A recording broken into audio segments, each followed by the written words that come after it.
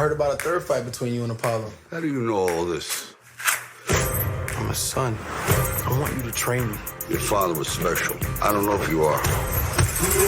See this guy here? That's the toughest opponent you're ever gonna face. What's wrong with you? Hey, somebody help! If I fight, you fight. Bring back everything that's ever hurt you. You belong here.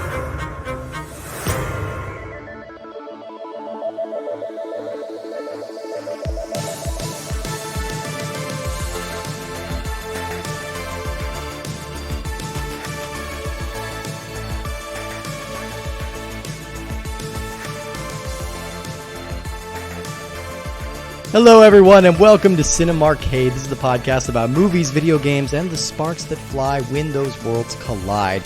I am the long-lost son of Steve Guntley, the world's greatest podcaster, and I'm just trying to live up to his legacy somehow. Who's joining me today? Hi, I am Justin, an old man who just doesn't know if I still have it in me. Fair. And who else is here? I'm just J-Ban. Just J-Man, that's it. That's all we need. It's an alliteration. It's good enough. We are excited to be joined by a special guest today. Who is joining us today? Hi, I'm a lesser-known staircase in Philadelphia, Sid Desai. Happy to be here. You're the staircase like to a deli. Yeah. You're easier to run up, but still rewarding. Sid Desai is here. We're very excited. Local improv impresario. We're very excited that you could join us on the show today to talk about Now I want a Creed. sandwich. You want a sandwich? Like a deli sandwich. You want to run up the Yeah. stairs to go get a sandwich? How about Fuck a knuckle yeah. sandwich? No. This movie has a lot of them. This game has a lot I'm of just them. trying to bring us back. I'm not the shelf. For the record, fuck that shelf. Okay. All right. That shelf We'll had it explain coming. that part later. That shelf had it coming. That's right. We are concluding our Rocky mini-series today by talking about 2015's Creed, which was directed by Ryan Coogler. It's written by Ryan Coogler and They have Aaron some good Covington. albums. And it stars Michael B. Jordan, Sylvester Stallone, Tessa Thompson, Tony Bellew, Graham McTavish, and Felicia Rashad. Now, I do want to get one thing out of the way right at the top. I was prepared to have to put an embargo on Justin and his Creed references, as in Scott Stapp, Florida grunge metal icons of the early 2000s. But it turns out Creed not really in your wheelhouse, so I didn't really need to worry. Yeah. All right. My entire knowledge of Creed comes from the Creed memes of the last few months. All right. Well, I was worried, but now I can welcome you to the Something will podcast take us higher, I think. with arms wide open. Oh, that's a Creed song. isn't That's the name of the Creed biopic, because they're never named after the band themselves. Yeah. Yeah. God, I want to see that movie. It's just about like trashy Florida men, like with swords, probably. I don't know. With swords? I assume. I don't know What why. do you think happens in Florida? Sword stuff. It is the leading capital of the United States of death by samurai sword, and that's true. So I don't know. I don't know if I believe that. I don't know. I think you're making that up. Why would I make that up? Because you're you. I've never made up a thing in my life. I have no idea what you're talking I know about. Steve from the numerous improv shows we've worked in. Where I have never made up a thing. Yes, improv is heavily scripted and fact-based. Yes, we're talking about Creed today, a movie I deeply, deeply love. I was so excited to get to revisit this. I'm glad this kind of fell into this series.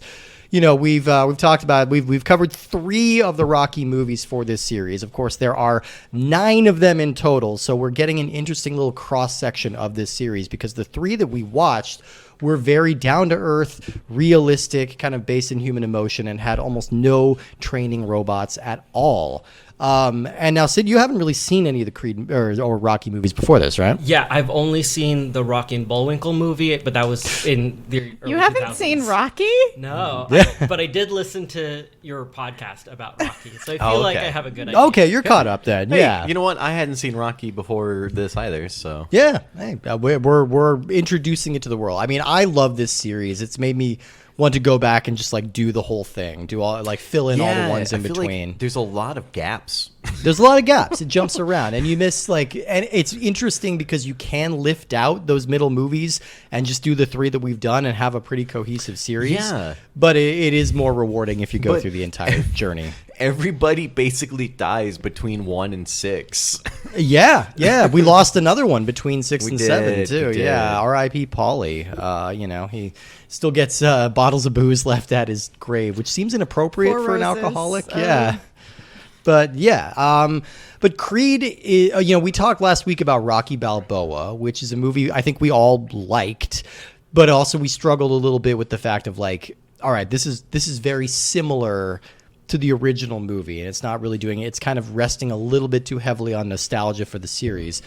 And Creed does, I think, a pretty interesting job of paying homage to the series, of like showing reverence to the series, but it is not indebted to that series at all. It is very much doing its own thing, and it still feels kind of fresh and energized.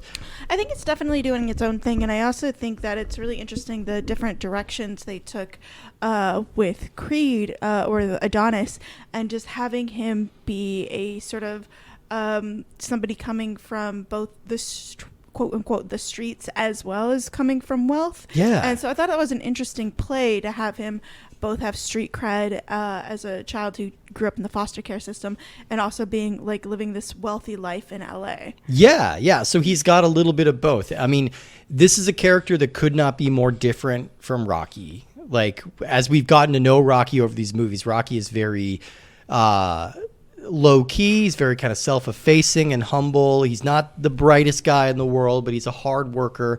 Whereas Donnie Creed is angry. He's very smart. He's very focused. He's got a big chip on his shoulder. He's got a lot to prove. He's still got a little bit of like Rocky's sort of jocularity and his like people skills. He's like a charming dude, but he's got a lot of anger to him too. I think that makes for a really interesting kind of take on this story. Yeah, he only punches one security guard, which is more than Rocky has punched. That's true. So, yeah. I think. Look, I don't know what happened in 4 of the movies. 5 of the movies. The 5th movie it's just like the subtitle of that is Security Guard Rampage. Basically, he's just going to every nearby Is it Walmart. like the antithesis to Paul Blart Mall Cop? Exactly that. He's the reason Paul Blart needs to parade that mall. Same universe, actually. Same universe. The PBCU. Yeah, of course. Rocky Balboa came out in 2006. It was politely received and was successful enough, but it didn't really reignite interest in the Rocky franchise quite how anyone hoped, mostly because that movie feels very much like the final chapter. That feels 100%. Like 100%. It feels like the final chapter. It feels like Rocky's saga is done. And so it was announced that the series would return and instead focus on Rocky, the son of Rocky's rival Apollo Creed. And most people dismissed this idea as a quick cash-in. But this wound up being both a major hit and the film that kind of brought this franchise back into the public prominence in a pretty big way. And so we need to talk about the director here, Ryan Coogler. Ryan Coogler. Really exciting, cool guy. He was only 25 when he made his first film, Fruitvale Station. That came out in, I think, 2010 or 12, I believe. And that is a true life story about a young man who was killed by the police in a bus station in Oakland. And it starred a young actor named Michael B. Jordan, who at this point was kind of only known for like Friday Night Lights, a couple of other like The Wire, a couple TV shows as a child actor. And so that movie got a lot of attention on the indie circuit, both for the performances and for the directing. And immediately Ryan Coogler was like this hot property, and they offered him this film, which Coogler saw immediately as like a starring vehicle for Michael B. Jordan. Like, this is obviously the guy to do this. They reached out to Sylvester Stallone, who gave not only his full blessing, he did a pass on the script, and he agreed to return as Rocky in a supporting role, which would work out pretty well for him. This film was a huge hit when it came out. It grossed $100 million on a $35 million budget, and it kind of announced just like a lot of like movie star potential, a lot of franchise potential. Like, Michael B. Jordan was suddenly like the most promising young guy. Like, he's really kind of making a movie star play here. And Ryan Coogler got this huge blank check that would lead to him getting the Black Panther franchise at Marvel. And weirdly, for a guy whose career has been so impactful, he's just had those 4 films. It's Fruitvale Station. He's really young, though. He's only 37. He's very young. Yeah, he still has plenty of time. But he's got Fruitvale Station, he's got Creed, he's got 2 Black Panther movies, and that's all he's done so far. I never thought of myself as really young before, but Yeah. Deal with it. As a director, 37 is really young. Yeah. Most directors don't get to make their first movie until they're in their mid-30s. Yeah. Or at least not their studio movie. But it's really interesting. Ryan Coogler, like, I swear to God, I am not a crier when it comes to movies, and this man knows how to make me tear the fuck up.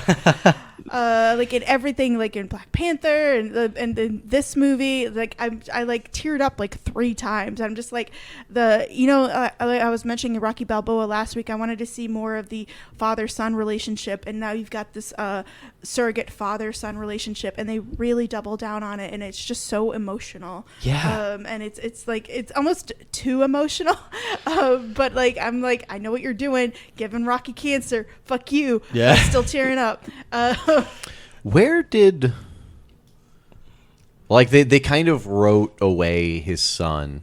What about little Marie and her son? Yeah, we never really follow up on They're them. just friends. You know, they're friends. They're in the neighborhood, I assume. You know, so they're hanging around. But you know, I think this movie really manages to kind of have its cake and eat it too, where it does very much feel like it is a Rocky movie. It has Rocky as a very prominent character. He has a really good story arc in this, but this is not entirely a Rocky movie. This is the start of its own thing. You can see it almost right away. Like, look at the fighting styles, like in the physicality between the two actors that we've seen so far. So Sylvester Stallone, very strong, very solid, very slow in his There's a really approach. funny part where like they're doing the fist bump, and Sylvester Stallone's hand is like double the size of Michael B. Jordan's hand. He's huge. He's just like, he's not even like a tall guy. I think he's like a 5'7" guy, but he's just broad and 5'11". Rocky is 5'11". Oh, he's 5'11". Oh, excuse I know this me. Okay. because they constantly put it on the other video games that we were playing. Okay, That's okay. true. I was forgetting. I know some of these big action stars are like quite a bit shorter than you would expect. Like I don't Bruce know how Willis is tall shorter than Sylvester me. Stallone is, but I do know how tall Rocky is. Fair. Okay, that's fair. Yeah, they cannot prove this on the movie. In the game, as we were going through the different Rockies, for some reason, I was waiting for the height to go up. Like, as you get older, you just slowly grow,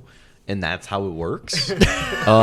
It's not. I haven't grown in a long time. So wait, do you think like Rocky but- 2, he should be taller than he is in Rocky 1? I don't know why, but I was just like, oh, yeah, the weight went up, the height goes... Oh, no, the height didn't go It's a up. very anime way of power scaling. Yeah. I mean, that's legitimately how it usually goes. Is going over 9,000? Am I using that right? Is that an anime thing I used Yeah. right? Hey, all right. Okay. It's an anime parody thing, but... yeah. I know things. Kind of. So if I can maybe Please. introduce a bit of controversy. Okay. I thought that some of the things in this movie did not feel earned to me. Interesting. No, that's... Yeah. I was giving it a bit of a pass since there's like 6 movies leading up to it. Sure. And I'm like, okay, there are some things that maybe are already established that I don't know. But I felt like the title character, Donnie Creed, was just pretty one note to me. Like because he just like really wants to fight, and in the language of this movie, this movie simultaneously wants you to think that boxing is the best thing in the world, and everybody should want to box, and that's like the thing to aspire to be. Which is very in line with the franchise, but also simultaneously all of the wise advice givers in his life are like, boxing isn't everything. Right. There's more to life. And he's just kind of stubbornly saying like, no, I just want to box. And the movie never really justifies it. And I kept waiting for that. And also, like, he's rich. Like, he is. Yeah. He grew up in juvie and stuff. Yeah. That wasn't great. But like, when he just like quits his very comfortable lifestyle to go box, and everybody's just like, why do you want to be here? You don't need this. You don't need this for your survival. He's like, no, this is what I want to do, and I just wanted a little. I think he's trying to connect with his father. He is. Like, I feel like that's the whole premise of the whole movie, and that's why it's called Creed, is because Apollo Creed was such a bigger than life superstar, and he grew up without him, and so like he's finding a way to connect with a father that he's never known. Yeah. And again, Or I knew think, about. what? Or even knew about Or For even most knew of his about life, for most yeah. of his life, yeah. Well, I guess half of his life. He's known for a while at this point, at least a decade. And he's also very conflicted about where he comes from. I think that the most telling point in this movie is pretty early on, where he just quit his job. He's getting ready to go leave for Philly to like make a name for himself. He's watching an old fight video of Rocky and Apollo, and when he stands up to kind of mimic the moves, he is not mimicking Apollo. No, he is he's fighting mimicking Apollo. Rocky. He wrote wants to that be down, Rocky, yeah. and he wants to, so he's working out some rage about his father. Now, as a little context, since you haven't watched any of these movies, we didn't know that Apollo Creed cheated on his wife. That was not something that ever got mentioned. He died in part 4. He was killed in the boxing ring. He was killed in the ring Very by Ivan tragically. Ivan after Drago. This amazing montage. Yes. Oh, Where Rocky and him become like cemented the bromance, like the meme where you see them like clasping arms. yeah. That's from that movie. And I mean, it's really, I think he's working through a lot of personal issues in that way. So he's trying to exercise his demons. He's trying to prove that he's worthy of this name that kind of fell into his lap. He's also got this chip on his shoulder because he was this kid, and he's sort of an underdog from both barrels in this sort of a weird way, like because he was like this lower class street kid, and he has that anger and he has that chip on his shoulder, and then he also did live the second half of his life in pretty nice privilege, so he's also underrated in that way because now he's just like a pretty rich boy trying to cash in on his dad's name. So Very he's got pretty.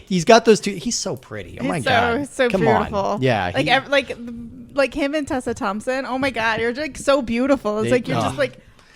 But Yeah. that's the other thing. Like Tessa Thompson is just such a like character in this movie that's just like, let me ask you about your feelings so you can tell them to the camera. Like I really wanted more of her, especially when they established that like she's going through her own journey, of, Right. like, being a singer that is like experiencing hearing loss and stuff. And I'm like, oh, cool. This will be another character that can grow alongside. Well, let me Creed tell you and- about Creed 2. Well, yeah, maybe that's setting up I would for that. I would say no yeah, idea.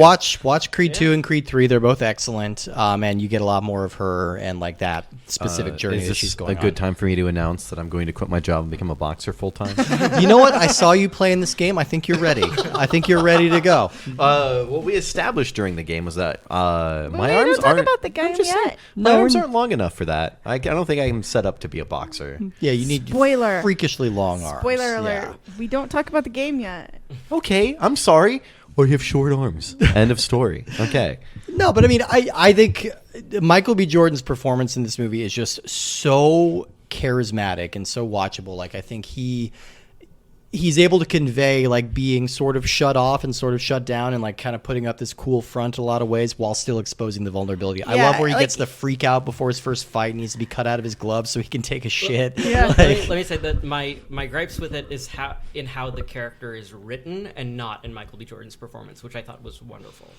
Such an incredible physicality in this movie, like unbelievable. The way he moves so fast and Yeah. he dodges so quickly. He is, even if you don't like follow boxing very closely and don't look at all the different things like the arcs of the arms or how many folks when he connecting. got knocked down and he was just like slow mo and his face was like smushed to the side. I was like, how did they shoot that? That was an amazing shot. Oh. That's it was literally so a good. note. I think I wrote that verbatim. Like, how did they shoot that? Such a cool way. Like compare how they shoot the boxing scenes in this movie compared to the other Rocky movies, which tends to be more from a distance or at least like from a middle distance. So we're not really getting up in there. The fight scenes in this are mostly like one takes. Like they're really dynamic. Like the Yeah. camera's kind of moving in and moving out. We're really getting into the action. Well, and it's really interesting that like comparing Ryan Coogler with say Rocky Balboa or Rocky 1. Yeah. Like when Rocky Balboa and Stallone is directing or God, what was the director of the first one? John called? Avildsen. Yeah. When he was directing, there was just such a like there's a dynamism that Ryan Coogler like exhibits early on with the so it's interesting because I feel like Creed is actually 2 movies. It's like the first movie is like the first 50 minutes, and then the second movie where it's like him connecting with Stallone. And I really feel like they did a pretty good job of something that could have been very clumsy. Yeah. Because this is a long movie. It's 2 hours 13 minutes, Yeah. I think.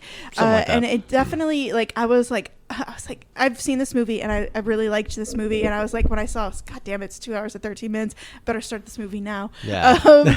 Yeah. And it just sailed by, which I was really surprised by. And it's really interesting about him, the way they did the montages. Yeah. There's a lot of them. I think there's 3 montages, and they're very different montages, and we only get the Rocky score at the end of the final fight, and we get it for approximately 2 seconds. Man, they really make you earn that, and I love it. They do not use that lightly. They do not let it overwhelm anything, but they knew exactly when to drop that score. I think they did a really good job of portraying that this isn't Rocky's era.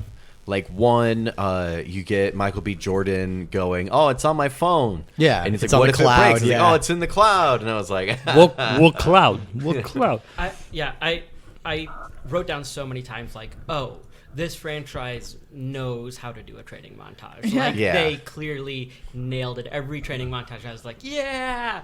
And the other thing I really love about this movie is Rocky. Like, Sylvester Stallone steals the spotlight in every scene he's in. I really wanted to ask you about this because you haven't seen any of the Rocky movies. What is your kind of relationship with Stallone prior to this, seeing this? I have not seen him in a ton of stuff. Yeah. The things I've seen him in, I think, are just like where he's playing a cameo to play a Rocky type character. Or he's like just a muscle man, or like Yeah. he was.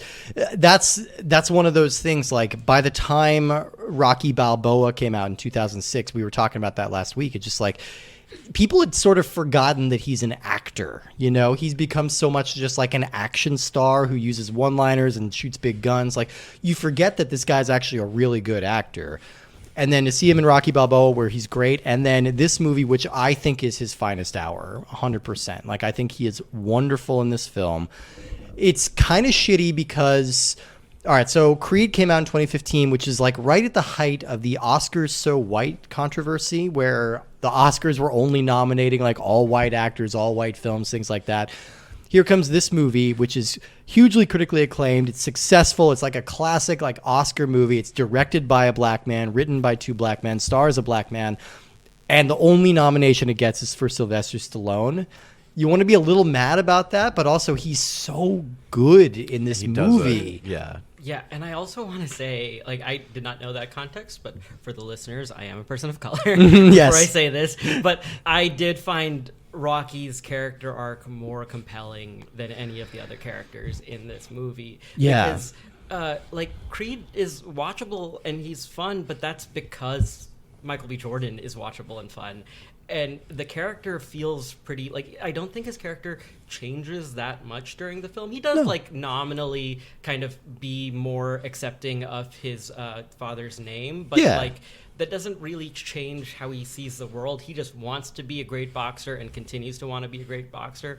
But Rocky's journey of being, like, you know what, like, what's the line? He says, like, Creed says, like, if I fight, you fight, or something like that. Yeah. And I love that Lovely line. moment. And yeah. you see that it affects Rocky and it changes Yeah. his Yeah, perspective on and the world. It's so good. one of the, like, I love the part when they're like, he's talking to Creed and he's saying, one punch at a time, one round at a time, and like, you know, just like one moment at a time, you know. Yeah. And it's just like, yes, like, I wanted to ask you too, because we just watched Rocky Balboa recently. Like, what do you feel about the character, like, from that movie to this movie, and like how much Rocky's I think changed? it shows, because he was definitely a pretty low-key person in the first 2 movies, really. Well, the first movie he was definitely more energetic, and the last movie he kind of, you could feel he was an old man. Yeah. But then this movie did such a good job of portraying him as like an older man, like the way he just kind of like, he's talking to Adrian at her grave and it's like, you know, my back keeps me from sleeping sometimes. Yeah. the whole cancer thing, and where they have the reveal of it to Michael B. Jordan's character to Adonis. Yeah. And he's just kind of like, yeah, everything I got's moved on. It's like, so if you don't do this, you'll die. And he goes, oh, yeah. And he's like, are you okay with that? And he's like, yeah, I think so. And but he's so scared, and I think from watching Rocky Balboa, and seeing how angry he was, right? Well, he's so scared of the chemotherapy that Adrian went through, because when somebody is dying and they put them through chemotherapy and there's no chance, it's a very sad sight, because the chemotherapy is so dangerous. But it's so interesting about Rocky. I feel like the way they filmed Rocky in this was they were trying to mitigate his Stallone's star power, so they would put him in the edges of frames a lot of the time, which I thought was really interesting, because they were he's such a larger than life figure, that they had to do these framing issues in order to just get him to be minimized just a tiny bit, because he's such a star. Well, and it's really cool the way they approach him too, because remember in the last movie, which is almost 10 years before this one, he's still feeling a little bit lost. He's still got that one last little drive to prove himself. And you see him in this movie, and he feels pretty comfortable with the life that he has. Yeah. He's very spent. He's not training Donnie because he needs to pass things on to the next generation or anything like that. He's doing it as a favor to his friend. And because this kid needs his help, and he's a good guy. Yeah, because he genuinely turns him down at first. And I think, sorry to get sidetracked a little bit, J-Ban, but one of the things that I thought was interesting was similar to how you're saying, was how they introduce him in this movie. Yeah. In Rocky Balboa, they come to him, and he's, I think the first time we see him, or very early on, he's in the restaurant telling old boxing stories. He's laughing. He's kind of moving around. And the first time we see him in this movie, he's slowly unloading the supplies for the restaurant from the van. No, it's earlier than that. It is in the restaurant still, but it's after hours when Donnie comes to meet him for the first time. He comes upstairs, but he's still in the restaurant. He is still he's comfortable in the restaurant, and we've seen between the last movie and this one, he lost the last kind of important person in his life, which is Paulie, who's now buried next to Adrian. So he knows he's kind of the last guy around, and he's sort of comfortable with it, The two moments where I think Stallone just fucking kills this movie is, in the scene where he gets his diagnosis, heartbreaking. Seeing the calculus going through his head of I don't really understand chemotherapy, but I saw what it did to the love of my life, and I'm not going to do it. He's so scared and so vulnerable in that moment without gilding the lily on it. And then the final moment of them going up the stairs, I'm tearing up a little bit just thinking about that last moment of them slowly walking him up the stairs. It's oh, dude, come on. Getting the opposite of what we've been getting through most of that part of the movie. Yeah, was Michael B. Jordan going egging him on, and when he goes to take a rest, he's like, no, we got to keep going. We can't stop. No breaks. And it's so interesting because it's mirrors sort of it's such tragic in Stallone's life when his son Sage died in pre-production. Yeah. And he almost didn't make the movie because but Ryan Coogler was I'm going to focus on the father-son relationship.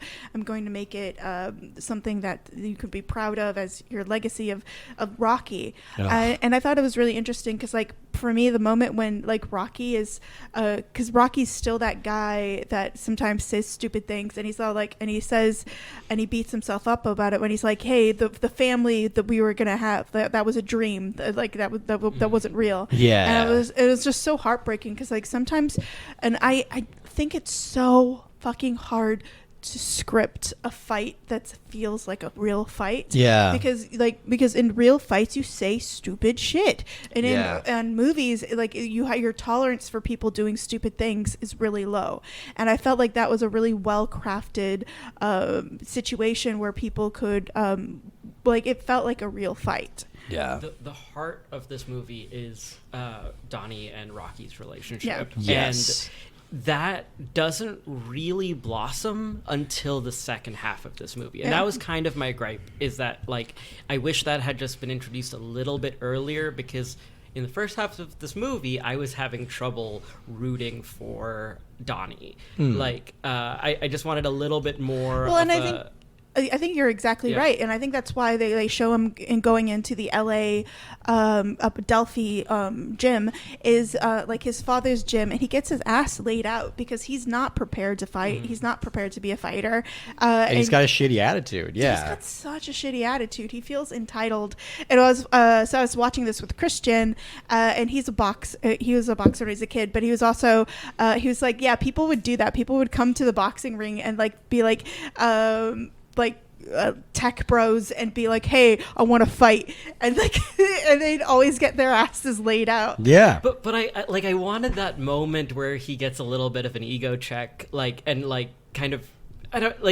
there's the moment where he has like that pre-interview before the big fight, and the guy's like, oh, look at this guy with a silver spoon in his mouth, and I'm like, well, he wasn't born with the silver spoon in his mouth, but you got a point that like this movie kind of wants you to root for the Nepo baby against like these people that have just been working really hard at boxing. It is a very different dynamic from what Rocky had, because Rocky was a true underdog story in that it's almost magical in the way that he was like chosen by fate to go and like step up into this major moment, whereas Creed is less of a underdog story and more of a shoe leather movie. All right, this is about Explain what is a shoe leather movie? It means putting in the work. It means we are watching somebody like go about their day to day and like putting in the effort that it takes to do this job, right?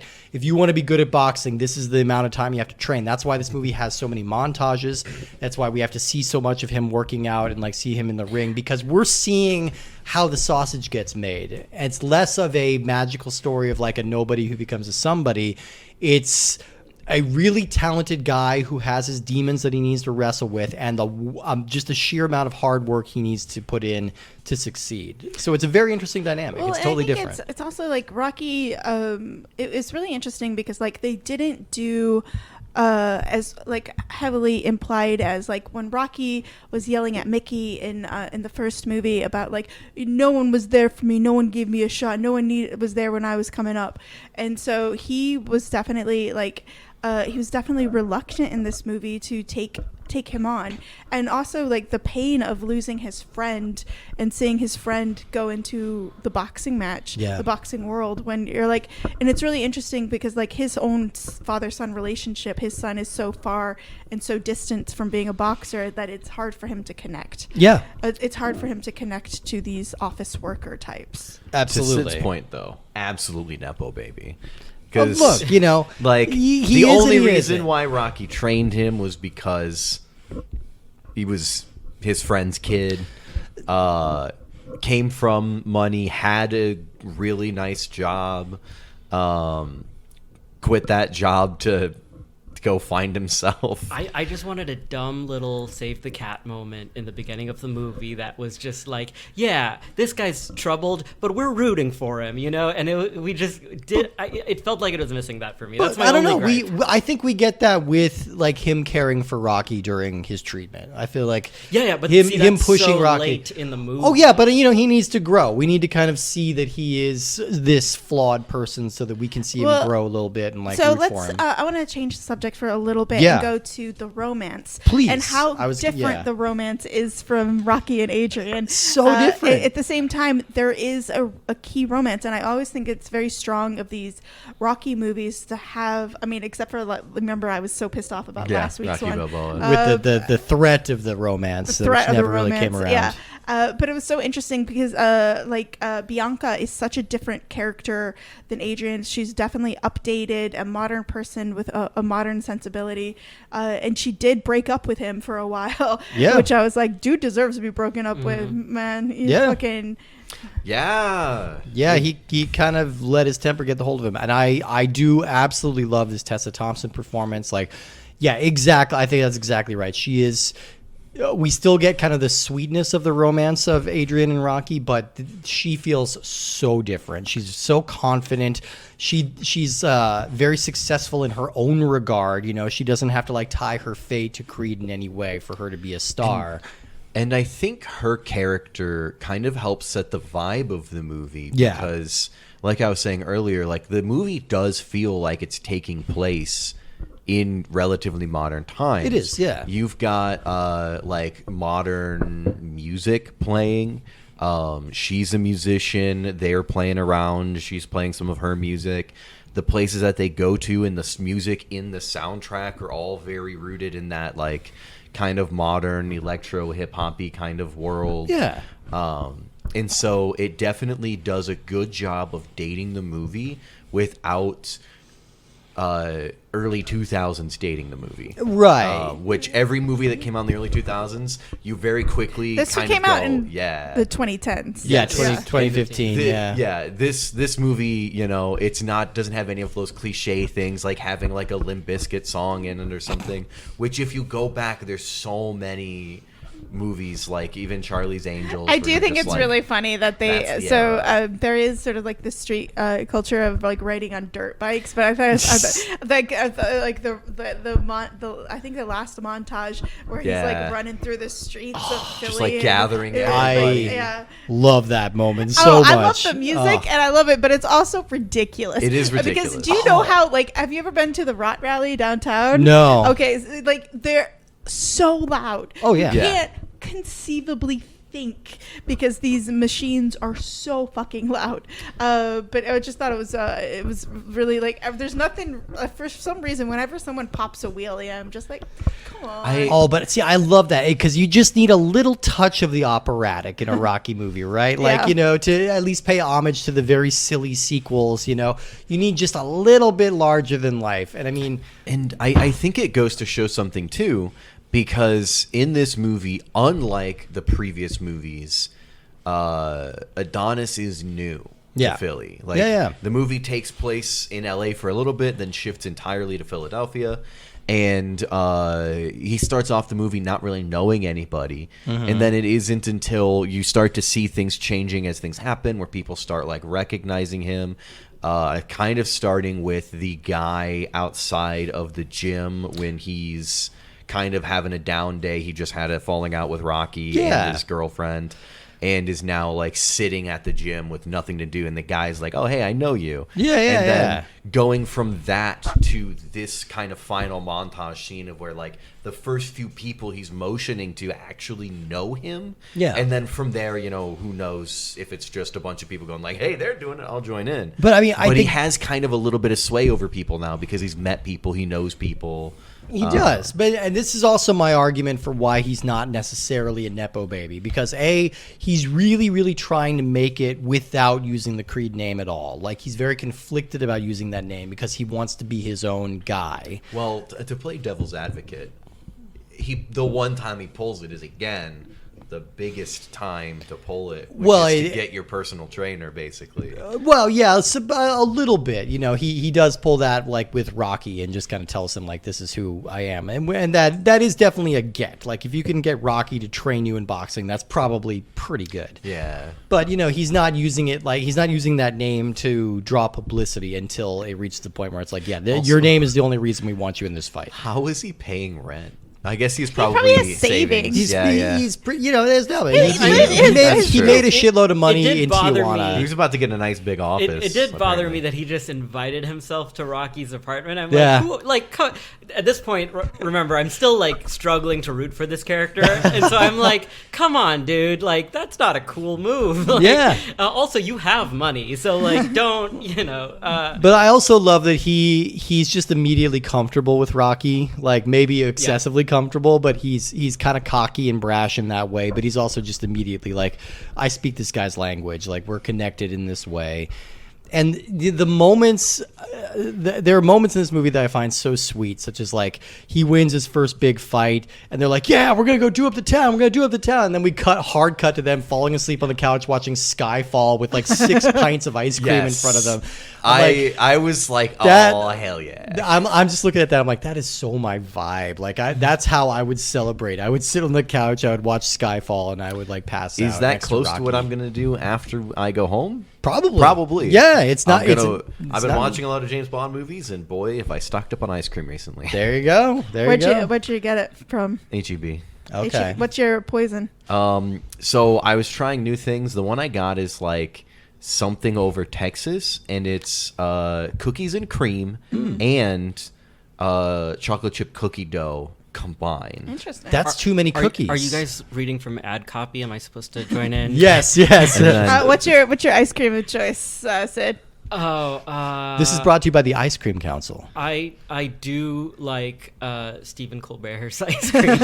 That's weirdly good. The it's cone, weirdly good. Yeah, the cone is so good. The Ben and Jerry's cone. For Yeah, more corporate promotion. Ben and Jerry's pay us, please. Yeah. For Ben and Jerry's, I love the half baked. I love the getting Okay, both the cookie dough and the brownies. It just hits the spot. Whenever I'm at the store and I'm looking at ice cream and I'm like, oh, Ben and Jerry's, I look at the price and then I look over and I'm like, yeah, I'm just gonna get HEB brand. Yeah. I'm gonna find What something. about what's your ice cream of choice, Steve? Oh man, see again, we're just in a Ben and Jerry's vein, but fish food comes to mind. that's Have you had good. fish Yeah, I've food? had fish Like food. named after the shitty band, but there's like I a used marshmallow to- core going through it and little chocolate fish. It's so good. I used to really love Cherry Garcia, but I haven't had it in a long time. Here's a controversial thing for somebody from Washington. I don't like cherries. I I think cherries are You gross. love cherries? cherries. I don't like 'em. I'm from Michigan, Here's the which I thing. would say Cherries are Michigan so cherries are great. better than Washington cherries. Excuse me. Yeah, I put down the Excuse me. gauntlet. When I was a Here's the kid- thing: not liking cherries makes me very popular because anytime I get like something from Sonic or if I go to I get an ice cream Just pass sundae, the cherry on. everybody wants my cherry and they can have it. That's how I am with oatmeal raisin cookies. Okay, yeah. Because I fucking love them. You and Ailish both. You're both 80-year-old men who Yeah, are yeah. young people. Anyway, Werther's speaking of 80-year-old men, original Rocky, that one time. There's a bowl of Werther's original on the table. we still have some in the cabinet. one more thing about the movie that has to See, you're has to already get, good at this. You're already good at getting back on track. mentioned because I spent a lot of time like talking shit about this movie. Yeah. But I did really like it, Good. and the thing that I loved the most was the cinematography. Like solid throughout from the very Yes. first shot. I was invested. Like. What a great! I wasn't bothered by the long oneers. I'm like, yeah, come on, give me more of that, and just like every. They have some really attractive people on camera, and the cameraman knows that. Like they are, portrayed very well, and it's just like all the fight scenes have really clean choreography and really clean camera work. Yeah. And there are genuinely like shots where they held on certain things where I'm just like, yeah. There's a really interesting. There's Creed does the Rocky punch in a more restrained way, which I thought was a really interesting choice. Like from like the choreography to sort of like have them do this restrained, hyperextended Rocky punch. Yeah. Because the hyperextended Rocky punch is actually like I think pretty bad for a boxer. Yeah, it looks yeah. great on film. And the end fight was so interesting. Like I think it was the homage back to the first Rocky, where of course he didn't win the fight, but he goes toe to toe. And I just felt like that. There's definitely that little homage to Raging Bull in the middle of it. Yeah. And Yeah. you're just like doing like the sound fading out and the focus going in. But yeah, it was just like it was such a good fight. Like they really do know how to use these fight scenes in these like really dramatic ways. Yeah, and I feel like the cinematography feels like an evolution of the Rocky cinematography because, again, like Sid was saying, they know when to extend a shot a little bit. Like they do such a good job of balancing all of that, which is something that I really enjoyed in Rocky 1 and Rocky Balboa. Yeah. And watching this movie, you could watch it and not... You could watch it, you could watch them all in a row, I feel, and then watching this one, the cinematography fits in. Yeah. Like, it doesn't seem like it's a fully different director, fully different... Like, it doesn't seem like a movie that Rocky didn't, or that Sylvester Stallone didn't pitch. Yeah, absolutely. It feels very much like in keeping with the spirit of the whole series, while still like forging its own thing. I think it's so sick. We haven't even mentioned his opponent, Tony Bellew. He plays Pretty Ricky Conlon, a real life boxer. I think this is his own. Well, no, he appears in I think Creed 3 again because they become friends after that. That's my favorite thing about all these boxing movies is they become like they're fierce rivals the whole movie, and then at the end they're like, dude, we're best bros now. We're the best. We're buddies. He even becomes friends with Drago's kid as that goes on, but we'll get to that. Yeah. But I think he's really good. He's really intense and like realistically intimidating, and they don't go super over the top with this character like they have with some of the other villains, but he is a guy who is about to go to prison and doesn't really have anything to lose, which makes for an interesting dynamic of like, he doesn't really have anything to gain, but he has nothing to lose. Well, he's got being done up for gun possession in the UK. Yeah. Like, you have to work real hard to get a gun in the UK. You do. Like, it was so stupid. I was like, why are you carrying a gun in the UK if you're a boxer? Just punch someone. Just punch him real hard. I don't know how it normally works, but he was given a lot of time. Yeah. Before going to jail. He was. had like 6 months plus. That's how long a trial normally takes. So Yeah. Made bail and probably. I guess, yeah. I just liked how all of the people on his side just had very strong Scouse accents. Yeah. You could clearly tell. Oh yeah, it's awesome. Yeah, just this like kind of like down home British lad who's just like ready to start shit, And I think they're a good match in that because they're both kind of guys who have let their anger sort of take over them in a lot of ways, and who have this kind of same sort of angry energy that they're bringing to the fight. And it's so interesting, the difference in the fight between like Apollo Creed and Rocky in the first one, sort of the thing, and Rocky's just really grateful for the opportunity. Yeah. And then you have these two people who are just like obnoxious. Like, they're both obnoxious in this. Yeah, they're like, both of brash. them are Yeah, obnoxious, and he's also talking over Creed, which I just like. It's so fucking annoying. So I could see why he was getting pissed off, but it was like both of them were just jerks. yeah. No, they Are really you saying were. that you also would have fought him? No, I wouldn't have fought him. Fuck him. You should fight us be louder because we than cut anyone. over. We cut over. I know how to project my voice. It's very true. It's very true. Yeah, but I think this final fight is really technically impressive. I think it's so grody the way his eye swells shut by the end of this. Well, and it's really interesting because like we talked about this a little bit last week and the weekend before, but this time they had two women to cut to being distressed, but both of them weren't as distressed as like Adrian or like the little Marie that I just. Ooh. Does that count for the Bechdel test? Is two women? There's two women. They were didn't shown have a briefly. conversation. They're on They opposite never had a coasts. conversation together. Yeah. They were shown briefly. They were both shown briefly. Every time they were shown, they were looking at a man. And it was really interesting, like the Rashid. No, what's her name again? Felicia Rashad, former Rashad, Mrs. yeah. Huxtable on the Cosby Show. She started off drinking red wine and then she switched to white during the fight. I'm like, how many glasses of wine did you like? You are did you gonna get have through a a whole headache. bottle? Like That's Just because we brought it up, this movie does not come close to passing the Bechdel test. no, it really doesn't. But It doesn't even attempt it. No. neither does the original Rocky or Rocky Balboa. Again, what it needs to do in movies like this is a good example of the Mako Mori test, which was invented after the movie Pacific Rim. The Pacific Rim has one female character named Mako Mori, but she is still developed even though she doesn't need to interact with other women, So that's kind of the test, because some movies are only going to have so many female roles, and I think Tessa Thompson is still a well-developed, like, independent character with agency. I think she is. I'm going to say she could have had some more time. She's very much the cool girl. Yes. Like I like her character, but she's definitely like a fantasy figure of being like this badass, really cool musical lady. Yeah. That forgives him. Badass, really cool musical lady. Do they justify I think that musical people are super cool. No, I are just thought like so musician, musical lady. Do they justify why she forgives him? Because I feel like she's like, Rocky interceded. okay. Yeah, he set Off that up. screen. Yeah. Rocky interceded. See, It also that- must that be said bugged me. again. I don't know. He's very hot. It has to be said again. Yeah. Did you see him during that fight? Dude was jacked. He is. Like, it's this was undeniable. like a woman that's like, hey, my neighbor's kind of into me and he's really hot, so let's go out with him. And then she realizes, oh, this man is physically violent.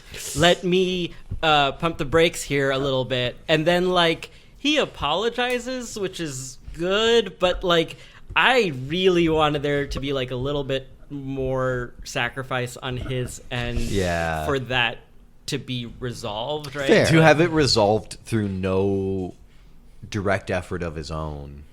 A lot of it, is kind of conveyed in the fact that I think their chemistry is off the charts, like in this movie. their chemistry and is ridiculous. I think it just really goes a long way. You can really see that these two people are Tessa super Thompson drawn to each has other. chemistry with every human That's because being. the does. actors are both very like attractive, charismatic people. I don't Right. think the characters are written in that way. That's just my take. That's fair. That's fair. I don't know. I think they brought a lot of that to the characters. Yeah, I personally, think they but- brought a lot of the sexiness to the characters. Well, and also they did care about each other. Like I do love. I'm such a sucker. So like when you come to cliches and you're like, oh, this cliche is so cliche, and you're like the other times you come to a cliche and you're like, fuck me, this cliche gets me every time. cliché's working. I love when they share music on a single headset. Yeah. I love it so much, and I'm It's- just like, it's so romantic. It's not AirPods though. What I like Yeah. about the love story is that it gives us an opportunity to see a different side of Yeah. Donnie. 'Cause Yeah. Otherwise, he is just like, I want to box. I want to be the best boxer. I want to train really hard. I have daddy issues. Yeah. Like that is his whole thing. And like just the moments where he's with Bianca, is that her name? Yeah, Like those moments are, we see him be like a genuine person, a multifaceted thing, and Yeah. but like that love story is very like to the side in this movie. This movie, like the heart of this movie, like I said, is his relationship with Rocky. It is. As it should be. It should should be. be. It should be. Yeah. And Rocky doesn't get many more at bats. He is a major part of part 2, but that is his last movie. I think that is meant to be the last Rocky movie. He's not in Creed 3 at all. They had creative differences for Rocky 3. Yeah, and Michael B. Jordan, I think, wrote and directed the third movie Yeah. as well. So It was he's kind of taken over the Stallone franchise. said that it was too dark, that he preferred his heroes to be a little bit optimistic. Yeah, and they all they also conclude the story of Rocky in a pretty interesting way. Like a pretty, I mean, he Does doesn't he die? No, he doesn't die. Spoilers. Okay, he dies. I don't know what you want him to tell you. He's a Schrodinger's Rocky. You won't know until you see the movie. He's currently both alive and dead. Well, we should talk about the game a little bit because This game. I can continue going on about the movie, but I think this game is interesting in a lot of ways too because this is our very first VR game, and I think we kind of threw ourselves into it, or at least I know I did. So this game is called Creed Rise to Glory, and it was released September 25th, 2018. It's developed and published by Servios, and it's released on Windows, PS4, PS5, PSVR, Oculus Quest, and PSVR 2. We played this on the Oculus Quest. So yeah. Don't first, you mean the Meta Quest? Oh, excuse me. But yes, so this is our first time playing a VR game on the show. I think we'll have a few more. There's like an Iron Man game and like something else that I think falls into this category. But this is one that really feels built around the VR in an interesting way, in that you really stand the risk of falling down and or hurting yourself, which I think is part of the whole VR experience, really, when you get down to Punching it. your bookshelf. Yeah, Or there was punching only one my situation bookshelf. where anything sketchy What happened. did those books ever do to you? We should get. Well, I'll cop to it right now. I threw a particularly vicious haymaker and I punched my bookshelf because I was a good distance closer to it than I thought I was. Steve gets a knockdown, and I go teabag him jokingly, and Steve walks up, sits on the guy's chest, and then goes to just fucking punch him in the face, and it's his bookcase. Yeah, I clocked the bookcase. For any listeners curious, it was the Stephen King shelf. It was the Stephen King What's the shelf. Stephen King shelf. I've got a lot of anger towards that guy. That's why I keep buying his books. Yeah, it's a whole problem. But either way, I'm fine. But yeah, no, this is a kind of exactly what you want from a VR boxing game. You're going to be using your fists as fists, and you're going to be going through training montages that kind of test your speed and your agility. Those training montages, I did so bad at the one I did because half of the time I threw a punch, it didn't connect because my arms weren't long enough, and it made me sad as I was doing it. I was like, oh no, I'm sorry. So I should add, none of you really have much experience with VR prior to this, right? You haven't No, done too just much. a little bit. And I was really skeptical because I've previously experienced with VR, I got really nauseous and it was just awful. And so I was going into this with preconceived notions expectations that this was gonna suck, and it wasn't so bad. No. I'm unfamiliar with more recent VR titles, but like 5 years ago, I had a roommate that had a VR headset. Okay. So that era of PlayStation VR, I'm somewhat familiar with. Okay. All right. I have gotten in one round of Crab Rave Beat Saber, and that's the extent of VR. Okay. Yeah, fair enough. Yeah, and I do not. What is that game? Beat Saber? Beat Saber? Oh, I can show you so some. It's like it's- a Guitar Hero style thing. Yeah, it's a Guitar Hero thing where technically you're holding two swords, and it'll be like a downward Lightsabers. facing one. Yeah, Yeah. sabers. And then you go down, and there's one facing the right, and then you go right. Sometimes there's two facing the right. You got to slash And then the you do them blocks that both. fly at you. And so Okay. yeah, you're hitting arrow boxes that are coming at you to the beat, which is why it's called. Beat Saber. Beat Saber. We could absolutely show it to Do you. they after have any this, Creed songs? Oh God, they might. They might. There's an Interscope Records like mixtape that has a Limp Bizkit song on there. I was know about that. to say, do you know who else is on Yeah. Interscope Records? Limp Bizkit is on. Limp Bizkit. Is Well, on not that game. anymore, but in their heyday, they Yes. were. Yes, absolutely. Yeah, they are on this mixtape, so we can show you Beat Saber if you want. Should we but, pause the podcast and go play Creed Beat Saber? And then I'll do a Limp Bizkit and fair enough. fair And enough. we're back. And we're back. We And we're did back, it. yeah. Everyone's satisfied. But I was really surprised that I actually liked the game because I don't know, I wear glasses, so like also VR with glasses is interesting. Yeah. But I didn't get nauseous at all, and I felt like I'm glad I had people to tell me if I was like gonna hit something. Yeah. But This one in particular, it seems easy to turn yourself around, all right? So- Because the two modes that you're sort of splitting between when you're playing career mode is you set up fights, and before the fight, you're going to have a little training montage where you play a couple of little mini games. Depending on how well you do on that, you'll get a stat boost for the fight. And then you go into the fight, and it is just kind of much the same. You're just throwing punches the way you would in real life. If he's blocking his face, you hit his body. If he's blocking his body, you hit his face. That's kind of go for the nuts fundamentals if they're of both it. not an option. you can't hit the nuts. At least they like. I know. I don't know. It was so annoying because Justin was cheating horribly In the first fight, I in knocked the dude down, and as he was coming back up, I think that there's a portion of time where they're like invulnerable and you can't punch them. But he wasn't even halfway back up when that invulnerability lifted, and I fucking smashed the dude. You did. Oh. And we should mention he's a weird little leprechaun. It was a little Everybody else seems to be a character, like an exaggerated version of a character from the movie. But your first component you're going to fight is a little guy with like vibrant red hair and an Irish accent named Scraps O'Grady. Steve introduced him as a leprechaun, and I'm like, yeah, okay, just because he's short and he's got red hair and a red beard and he's wearing all green, and then he spoke and it was a very strong Irish accent, and I was like, oh god, and it was a it's very leprechaun. bad Irish accent. it They was did very not bad. hire an actual Irish person They for sure that didn't. accent. No. No, absolutely not. Yeah. They found the one ginger in the office and they're like, you know Irish accents, right? Why does the voice actor have to be a ginger? Because that's You what they can all are. tell. You can tell. You can tell that there was no soul behind those words. Hey, Wow. Wow. No ginger hate Yeah, here. there's no ginger representation in this house at this moment, so we got I'm to gonna be get careful smacked in there. the back of the head. Yeah, I'm yeah. not paying attention.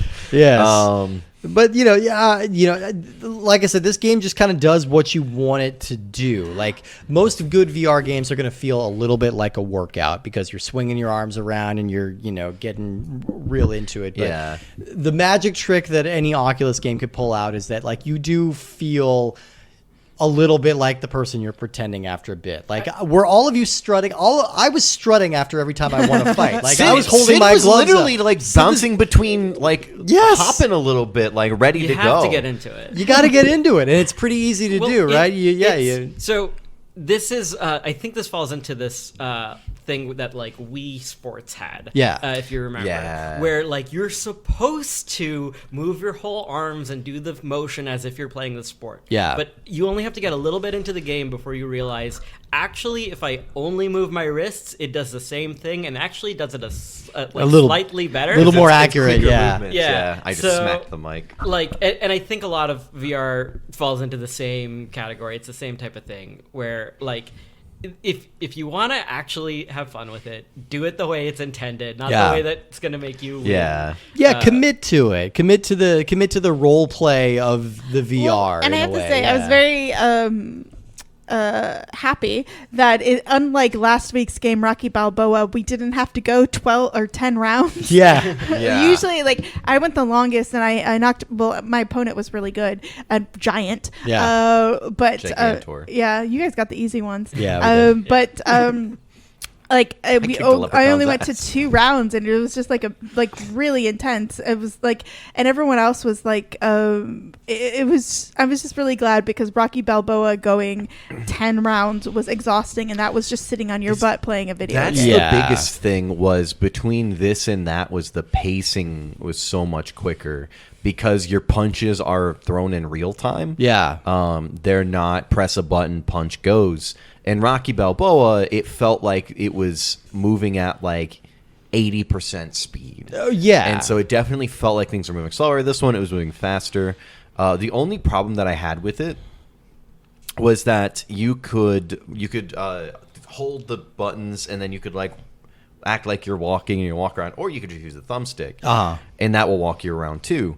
But looking around, there's the right thumbstick that allows you to turn the camera as if you were turning physically. Yeah. Except it only goes in like 10 to like 20 degree increments. Yeah, little frame. And so it's very clunky, and you can't hit that sweet spot of exactly where you want to look, which is why we just kept turning around and around and around. And to be fair, that may be something we can turn off in the game. I think they build that into most VR games because people do get motion sickness looking around like that. So it could be something we could turn off. To just contextualize it a little bit, like with VR, especially like first, second generation VR, and this game came out 2019, I think. Yeah. So what, like all those games, the technology just wasn't there for it, so people couldn't really do VR for more than like 15 to 20 minutes. That Yeah. was most people's limit before they got motion sick or just tired of like carrying the thing on their head. So a lot of VR of that era is just meant to be like a 15-minute game. Yeah. And I think this kind of falls into that category. I think so, yeah, because there's also, it needs to be said, like, I think this game is very responsive and it's very fun, Yeah. but it does have kind of a button mashy quality to it where, like, if you flail your arms around wildly, you'll probably do okay. Again, it is more fun to commit to it and just like throw punches like you're actually throwing punches, but you can probably do all right because there is a system in place where like your character will get tired if you take too many hits, your gloves will start glowing, and you need to stop moving for a second to get your stamina back. But it kind of didn't super matter. Like you could No. punch hard and fast enough. And it was definitely, I would say, on, like, I know it was on normal difficulty, but it was definitely, we all won our matches. Yeah. First try. We're just that good. I have not taken longer than 1 round to defeat any opponent yet. If In my any playthroughs of other this, so. 4-person podcasting group out there wants to do a street fight, we'll win. I think we're ready. Yeah, think that was all the training we needed. We had montages. Yeah. I think it would be hard to like recommend this game simply because I bet there are way better boxing VR games out right now. There may could be. true. There may be. Like, it absolutely I don't know. seems like a I- genre that would be. I checked out the a hit. reviews on Meta, and like the people, some guy was like, "I've been playing this game for 3 years. It's still the best boxing game on VR." well, there you go. According to that guy, According yeah. to that guy. Yeah. Maybe that guy's just really into the Rocky franchise. I mean, the VR has kind of gone largely like the fitness game route, like especially if you're just kind of downloading things for the main system. Like it's a lot of Beat Saber is kind of a fitness game, and They're like still figuring stuff out. They are. Like fitness games, rhythm games. These are things that work really well in the VR space. Yeah. But I think like as the technology gets better and just figuring out what sort of control schemes are intuitive for people, it's just gonna like I could be wrong, but I feel like especially over the pandemic, like VR just got so many improvements that Yeah, it I did. would Yes. think that modern VR is just because of how fast the genre is moving, this is probably pretty outdated. And it is something, you know, I love playing the VR games that I play, but I do have to do them in small bursts, and like sometimes it takes like a little bit of setup and a little bit more work than just like popping on a PS5 game and playing that. So I don't dig into it as much as I should. But I've had some really transcendent like experiences gaming on VR. Like there's a Half-Life game called Half-Life Alyx, which is unbelievable. It is so good. There's like Resident Evil 4 has been ported onto that. That feels amazing. Like it's super scary and intense. Super Hot is one of my favorite VR games ever. I've played it on PC and it was such a good time. Super Hot is a blast. What's Super Hot about? Basically, it's a gunfight simulator, but like when you move, time moves. Yeah. When you hold still, time holds still. So you get to like dodge bullets in real time, cut them in half. And you have to strategize very carefully. It's set up to be done in like cool guy action ways of stuff. Yeah. Like, you'll have like a knife. You'll walk into the room, and then it's like you can throw the knife and then pick up the gun and then shoot the gun and then run out of ammo, throw that gun at a guy, take his gun. It's really like cool, like slow Scarface. stuff. It's an action game. It's an action game, but it feels like a puzzle game sometimes. It does. You will be frozen in an awkward position, assessing your surroundings and being like, Yes. what can I reach? What can I use to deflect this bullet? How can I take that guy out? Can I kill this person with a shoe? It's not a realistic in terms of graphics game. It's more like very It's very arcadey, stylist. very Yeah. style, and you are playing through levels. So like once you get to the end of the level, you'll start the next one, and sometimes you'll start in the center of a room surrounded by like 7 guys. Yeah. With like a cup or something. Yeah, It's like, yeah. how do I go from here to everybody in the room's been taken out? Yeah, it's a blast. And And you it has a can pretty punch cool people. story. You can Just punch to connect people. it back, you can punch people. You can punch people. Yes, But absolutely. So like You can punch him in the nuts. there's a real the Creed game does not let you punch people in the nuts, which is a major failing of that game. But like we mentioned too, there's some mini games in between for training, which I think are always pretty fun, and they are trying to train you in some fundamentals like your They make speed and sense. your accuracy. Yeah. The only one that's not of the montage, it's not a part of standard gameplay, is the treadmill running. Oh, yeah, which yeah, is, yeah. I think it's an acceptable one. But it's like trying to Like- get your cardio up. You Yeah, know? yeah. It's They just should have it done it fully on the makes steps. sense. They should have done it on the steps. should have done it on the steps. Oh my god. Maybe if I'm gonna play through the rest of the game. They don't and see have if we that get many to that point. environments in this It's game. pretty much all the gym. Gym and the stadiums that you can fight in. Yeah. That's pretty much But it. not a single woman is in the audience. Look, of they this could game. only No. afford one character model, and it was the It's male just one. different Yeah. shades. Yeah, different colors, different texture. That's No, it. it's in keeping with the movie. yeah. There are no two women to talk to each other in this movie. There's one woman who calls you at one point and yells at you in this game. So maybe this one isn't passing the Bechdel Well, that test one either. woman is supposed to be Bianca. It's supposed but- to be Bianca. Yeah. To be clear, they did not get the likeness or voice rights to anybody in this game, except I think for the cover art. Well, they you got know. the likeness of Stallone. It looked like a Stallone face. I don't know how. That was definitely an older Stallone face. I guess, yeah. There's some artistic license. If I being saw taken. that not in a different video game, I would not pick that out as Sylvester Stallone. Because the would. voice is way off. No, the voice is way off. Way but off. the face is it is an older Stallone. Yeah.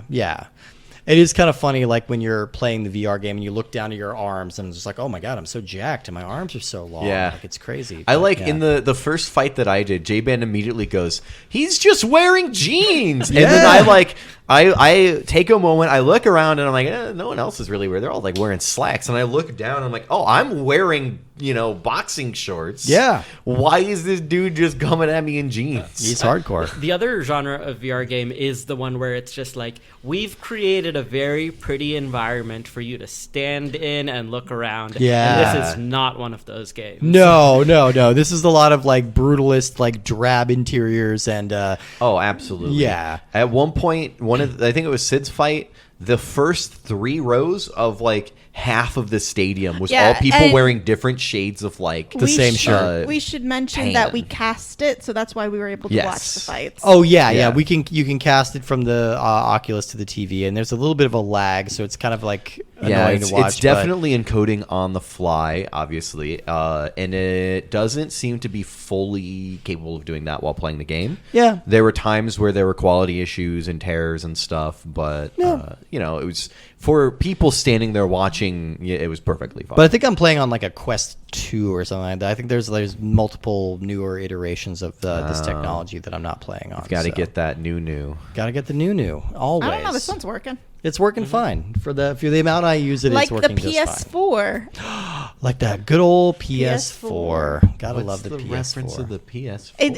It's a beast. Like it's been out for like 10 years. It's still perfect. Still I works mean, fine. the PS5 exists. It does, Yeah, but the it's- PS4 is still like really boss. Yeah. I mean, my PlayStation 2 still works. But the PS5 Exactly. is like 25% more PS. It has is. way more. It's It way is. more, and it looks like a ancient alien monolith. You know, like it It feels does. if I leave it on for too long, it's going to open a portal. It you feels know? like you would have seen it in Prometheus. It did very much so. Very much so.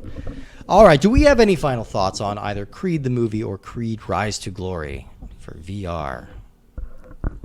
Are we ready? Are we ready? I to... liked the part where Rocky said, "Don't hit the lady." Yes! she'll probably. Yes. Right. She'll probably drop you, is what he said. Yeah, well, he's My favorite line from shadow the film. boxing in the Yeah. hospital. I did some perusing, and it looks like people aren't that high on this game in terms of boxing games. you know. People are putting it at like a 4 or a 5.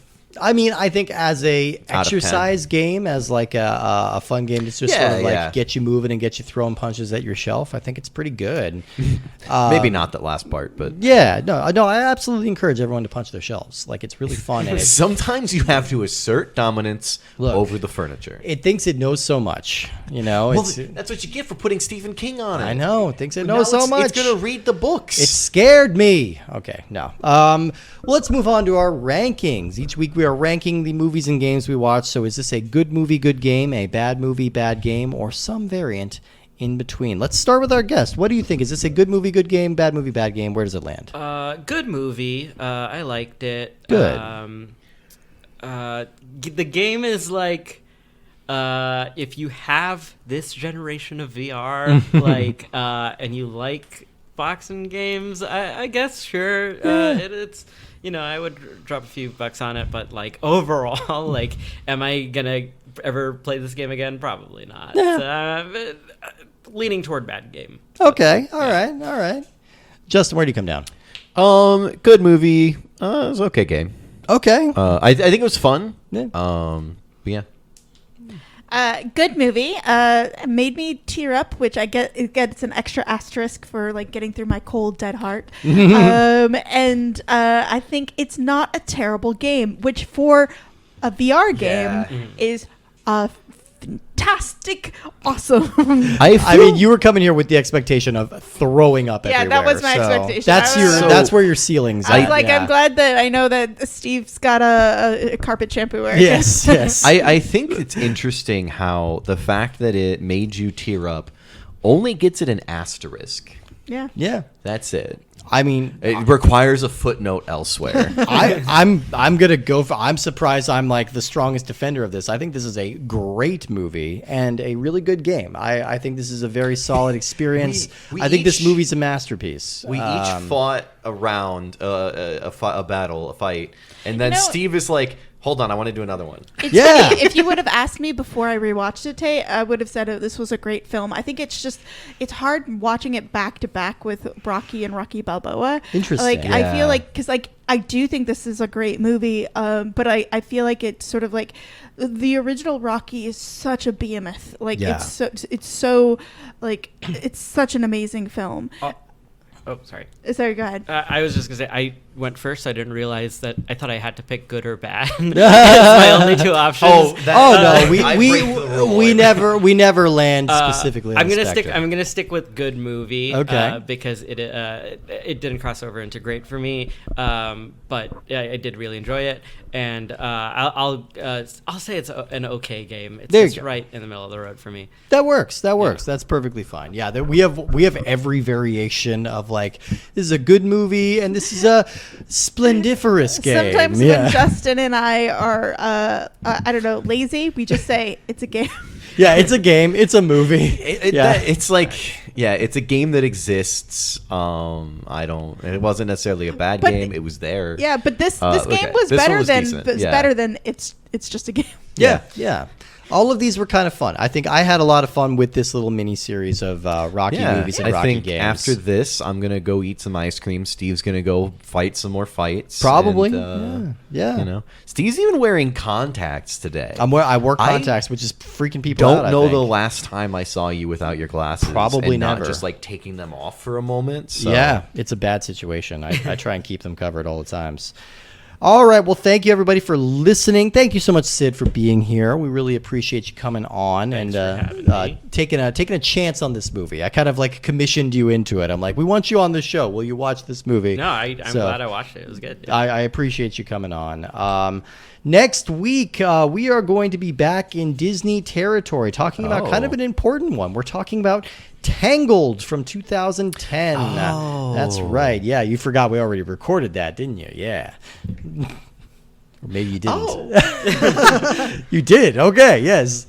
I just remembered that we talked about it. We did. We covered it. You don't need to watch it again. There was buzz about a potential live action, which you might want to add as an addendum. Oh God, yeah. I know they're already making a live action Moana, which is why are we doing? I can and see they're making Moana. a sequel to Like, Moana. Moana came out like less than 10 years ago, right? Yeah, Yeah. 2016. Yeah. They want to do it while The Rock's still available. Yeah. He's got one more year of being super jacked, and then it's all falling apart. Like he's just falling off his He's own gonna bones. stop the steroids or whatever. But maybe we'll see a live action Tangled, but we'll definitely see an animated Tangled from 2010, and we're gonna play the video I don't game know for if, it as well. I would hate to see a live action Frozen, because like Indina Menzel. Yeah. I got it right. Hey, you got it, Adele Dazeem. It's just like I feel like it would be really hard to get actresses that could carry the same. They'd probably need to recast. Yeah. And but- actresses that can do magic. That's probably the hardest part. Yeah, because they don't do special effects. They actually just cast magical people Yeah. to do everything. It's a documentary. Why do you think it takes so long for Marvel movies to come out? Takes a while. They I gotta. want to audition for one of the people that cuts the ice in the beginning. Ooh, there you go. There you go. That's my dream role. All right, y'all. We will see you all next week for Tangled. Thank you so much. And ding, ding, ding, ding. That's the end of the fight for the Rocky series. She's not even in this movie. She's done. She's the restaurant.